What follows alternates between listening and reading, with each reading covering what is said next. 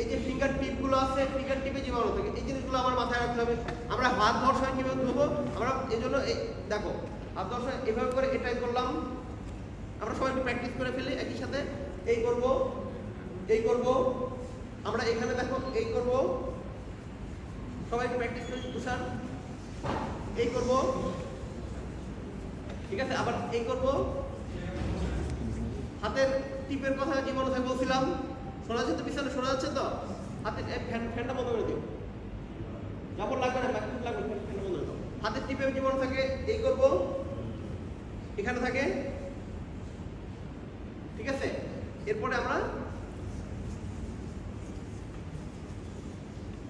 গেল, আমরা হাতটা ধরবো সবসময় এভাবে, ট্যাপের নিচে আমরা হাতটা এভাবে ধরবো যেন আমার পানি এদিক থেকে গড়ায়, এদিক থেকে পানি চলে যায়, ঠিক আছে। আমরা দ্বিতীয়বার আবার সেই সাবানের সেই একই কাজগুলো করবো। এবার এত নিচে পর্যন্ত হাত নিয়ে আসবো না, এর আগের বার কিন্তু হাত আমি নিচ পর্যন্ত নিয়ে আসলাম, এবার নিচ পর্যন্ত নিয়ে আসবো না। এটা করার পর আমরা এভাবে আমরা দাঁড়ায় থাকবো। এরপর আমরা কি করবো, আমাদের আমার এটা বলছে স্ক্র্যাবিং, আমাদের রোগ জীবাণু যে সংক্রমণ, এটা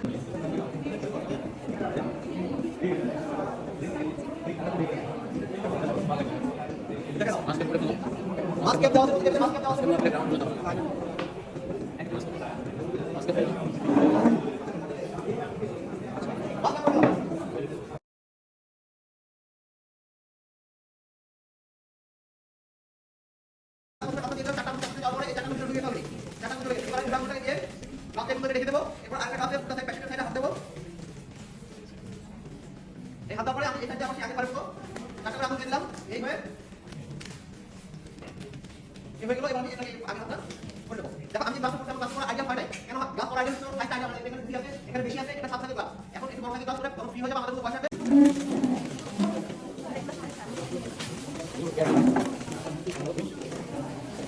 আলাদা আলাদা ভাবে তুমি খেতে পারো বা একবার উঠে পারো। আলাদা উঠলে আলাদা ভাবে উঠানো যেতে পারে না, আবার হাতে না ধরে আমরা এটা দিয়ে ধরার পরে এটা দিয়ে উঠানোর সময় আরেকজনের নাকি না লাগে সেজন্য আমরা এক হাতে দিয়ে এভাবে টানবো, এক হাতে এই টানবো। এরপরে দ্বিতীয়বার ধরার জন্য আমরা নিজেকে হাতে ধরবো না, আমার হাতটা এভাবে ধরলে খুব ইজিলি হাতটা যদি আমরা এভাবে ধরে তাহলে ইজিলি ধরা যায়।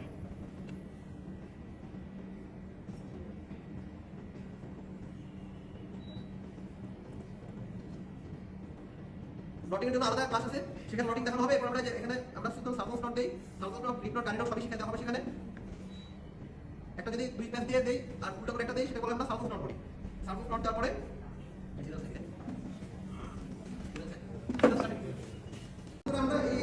আমরা দেখো না, হ্যান্ডেলটাকে আমরা পিছন দিকে টানবো, ঠিক আছে। এবং এটা আবার খুলতে সময় এইদিকে আমার আর ডিসপোজাল আর ডিসপোজাল আমরা সামনে দিতে দেব, তখন কেটে দেবা। এবার যা যাবে দিস দিয়ে যদি কিনে না হয় তাহলে দিতে হবে, এভাবে বাঁধতে হবে যে ব্যাকটা যদি সামনে যাও তাহলে হাতে না লেগে যায়। কিন্তু সেটাও আইডিয়া না হলে এভাবে কিনে দিতে হবে, কিনে দিতে হবে, তখন কিনে দিতে সে ফেলে দেবে। এই টলিতে ইনস্ট্রুমেন্ট টলিতে যখন ডিসপ্লে রাখো তখন সে কিনে দিতে রাখবে, না হলে সামনে যখন বাঁধতে যাবে তখন তার দিকে না লেগে যায়। আমরা যখন এটা হচ্ছে ধরলে ঠিক মতো ধরলে এমনি হয়ে যাবে।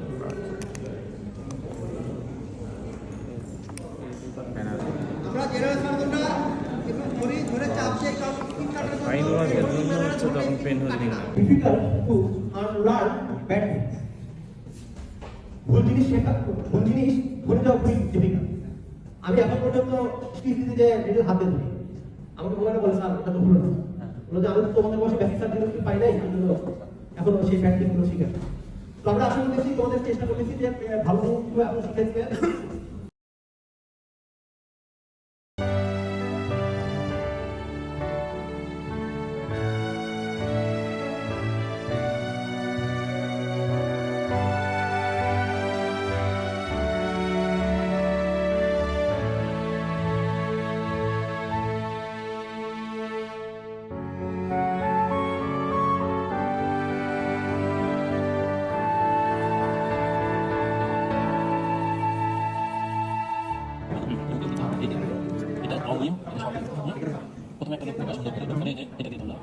ইন্ডেক্স আমি ফিরে আসলাম এখানে এটা কি করছি ইন্ডেক্স ফিরে আসছে প্রথমটা হচ্ছে ইন্ডেক্স ফিঙ্গার টু ইন্ডেক্সটা ভিতরে দিই ভিতরে দিয়ে নিয়ে আসবো লং লিভটা এদিকে ফেলে দিই দূরে তাই না আবার একটা লুপ করবো 10 নাম্বার করে বললাম ধরে দেখো এখন দেখো এই ইন্ডেক্স ফিঙ্গার এখন এই ইন্ডেক্সটা ভিতরে দিয়ে দিই এটা কিন্তু নিয়ে এটা দেখো এদিকে এটা আবার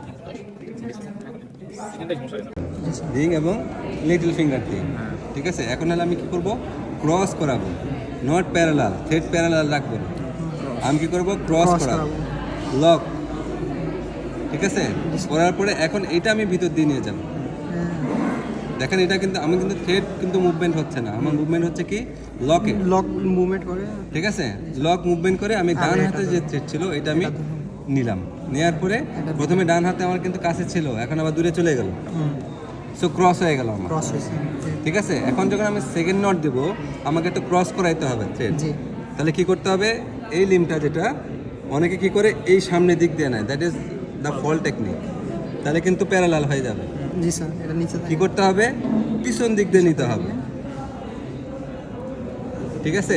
এখন দেখেন আমার ক্রস হয়ে গেল, ঠিক আছে। এগেন লক, আবার এখন আবার ভিতর দিয়ে নেন, আবার এটা নিয়ে এটা বের ধরেন ডান হাতের থ্রেড, ভিতর দিয়ে নিয়ে আসেন, ডান হাত আগে গেছিলো দূরে চলে গেছিল, এখন ডান হাত আবার কাছে,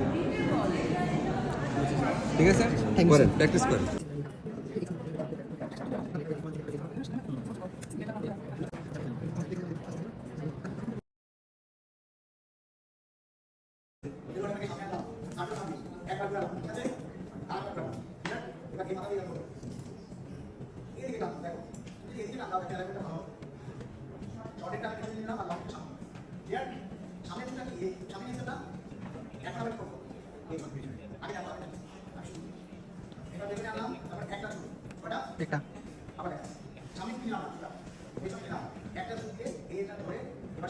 এটা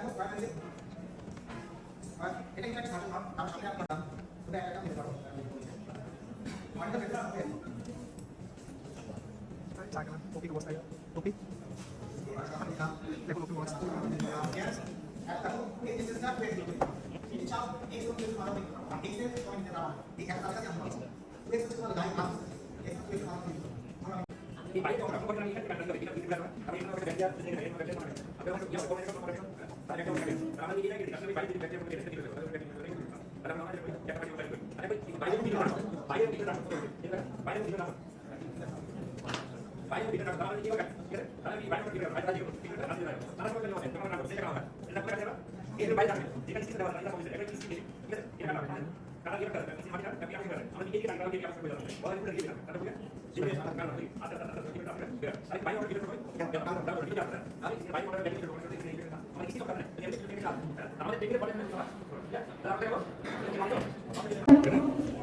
এটা ধরা হলো তাই না, তাহলে দেখো বাইরের অংশ আছে পুরোটা এটা তাই না, তাহলে আমরা সিজারটা ঢোকাবো কোথায়, এবার ঢোকে এই পাশে কাটবো তাই না।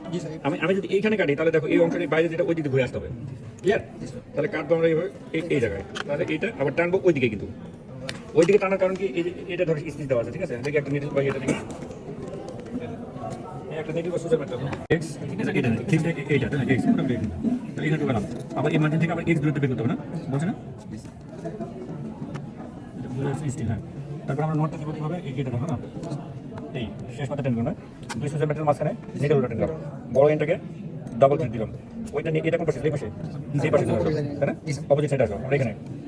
এরপর আবার নিডলটা দিব কি, নিডল ওটা 200 মিটার মাঝখানে এটা দিয়ে দেবো, এবার এটা কোন পাশে ছিল, এই পাশে কমপ্লিট হয়ে গেল, তাহলে এটা নট কমপ্লিট হবে। হ্যাঁ আচ্ছা, এটা নট কমপ্লিট হয়ে গেল, এখন কাটবো, দেখো এটা বাইরে পাশে দুটো অংশ আছে, এখন কোথায় কাটবো দেখো, তোমরা একদম পারো এই মানে এটা স্টিচ অফ কাটতে গেলে এই, আমি যদি দেখো এইখানে কাটলাম, এখানে কাটলাম, একটা 200 মিটার অংশ বাইরে এটা কাটতে হবে একবারে এই পর্যন্ত, আর টানার সময় এই বসে, কারণ এটা তো মার্জিন তাই না, কাট মার্জিন, তাহলে আমি এইদিকে টানলে কিন্তু এইভাবে এই টানলে এইভাবে পাশে আসে না, এটা পারবো না এই, ঠিক আছে।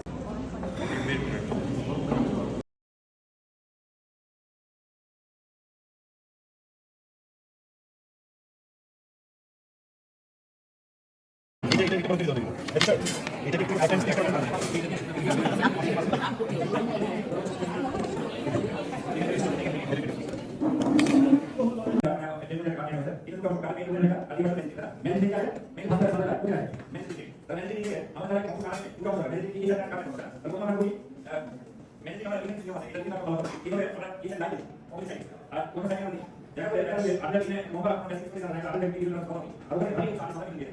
এই আলু আলু দিতে হবে ডিজাইন আছে আমি দেখাই তাহলে কাটো তাহলে তোমরা এই আলু আলু দিতে হবে আমরা এই আলু আলু থেকে মাটি দিতে হবে এই পাশে দিবা আবার এই পাশে আমরা দেখি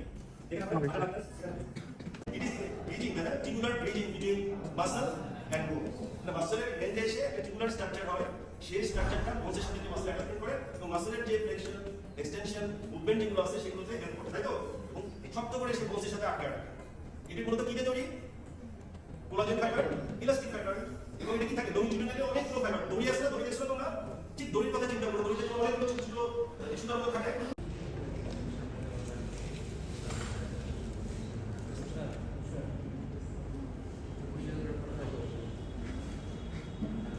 কমপক্ষে আমাদের মার্জিন কতটুকু জায়গা লাগবে? বোনসের সাথে ধরে এমন ভাবে কেটে গেছে, তাই না? কতটুকু জায়গা তাহলে মিনিমাম লাগবে?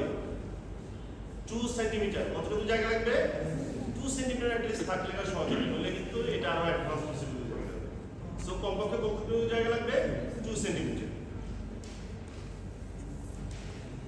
আমরা প্রথমে ইনার কোর রিপেয়ারটা দেখাচ্ছি যে কিভাবে করবো, ঠিক আছে? আমাদের দেখো দুটো মাথা আছে, একটা এন্ড আর একটা হচ্ছে এই একটা এন্ড, ঠিক আছে তো? দেখতে পাচ্ছ সবাই? দুটো এন্ড। ভালো করে দেখো, আজকে এই রক কাটা সেলাই শিখে যাবা, যাতে তুমি কালকে থেকে করতে পারো এটা। ওকে, প্রথমে আমি কি করছি সেটা খেয়াল করো। আমার রাইট হ্যান্ড সাইডে যেটা আছে, রাইট হ্যান্ড সাইড, সেটাকে আমি ধরলাম। ক্লিয়ার? আমার টোটাল যে সার্কামফারেন্স আছে, এই যে টোটাল সার্কামফারেন্স, পুরো যে জায়গাটা, এর 1/3 জায়গা আমি প্রথমে ইউজ করবো। মাঝখানে 1/3 থাকলো।